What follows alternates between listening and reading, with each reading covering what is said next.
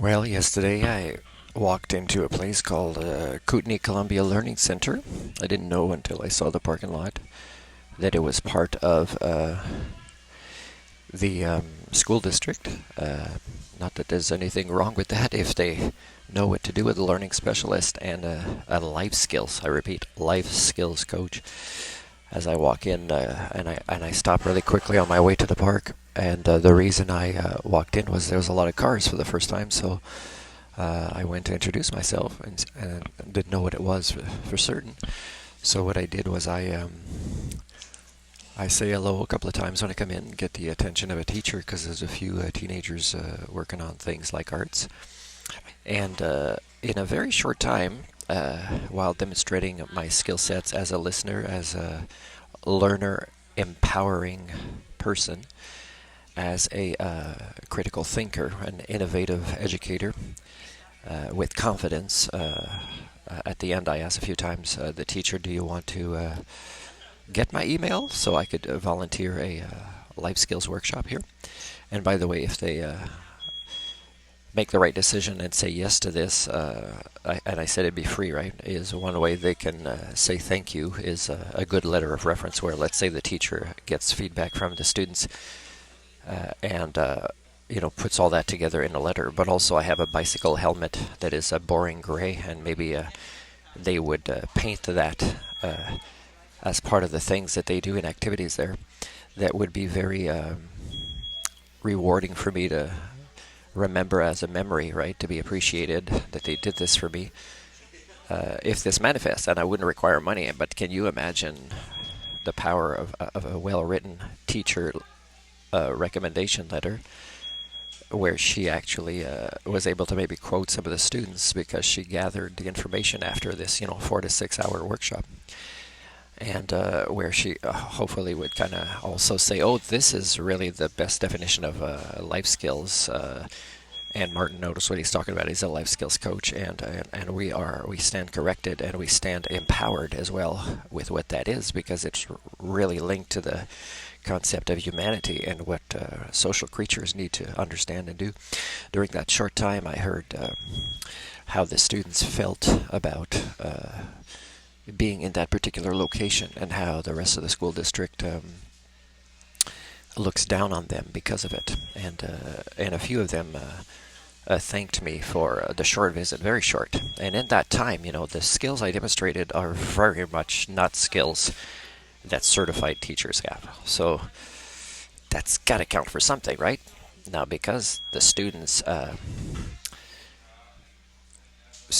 probably got the impression that the two teachers, the one I interacted with the most, but also another one that came in and out, probably would have had the same interpretation of my visit as a stranger. At one point, I say, "Oh, this stranger has been talking too much. Time to go soon." And but I think they appreciate it because one of the students said it, but the others also, you could tell in their nonverbals and in their short responses. Now, because my interactions with them for the first time all came at the same time with the teachers, it would have been that the students would say, "Okay, so the teacher probably also had a good impression of this person, and will probably see them invited now that she got the email." But of course, people primate adult children cultures. When I say adult children, it's one word, right? They might have certified teacher status, but they're still adult children who will not be able to advocate for themselves and the students in this way, is my assumption. Let's see if I'm right or wrong. It's my prediction. It's consistent with the cultures of education in BC, for example, and most of the rest of the world. So I asked this teacher to co-facilitate, and of course I would meet with her for just like 20 minutes before and just show her the material and what she would probably do based on the number of students that would be there, and it'd be a small group. So that'd be wonderful. And of course, after that, I could even do more. It'd be like a reason to stay in the community. It's hard to leave people that appreciate you, right? And then I would get at a different level of problem-solving mode, because this morning it's very cold, but I still don't care, right? I don't care. I dream more of leaving the community, which is a much better feeling to just, put the rest of my money in the gas tank and just leave. because today is actually my 5 month anniversary, I think, of being here, and I tell you, leaving is the only way that I have to deal with the triggers of how I've been treated. But again, I can flip on a dime and be appreciated by a very small number of individuals in a very limited way is enough to keep me in a community. I've said this many times before, and then get me to problem solve and compromise certain things for the sake of this feeling appreciated. I don't think it's going to manifest, but anyways, this is my assumption. And now the teacher, I assume, would pass it on somewhere higher than her, probably with a very limited description of our interactions, and it would not be followed up on.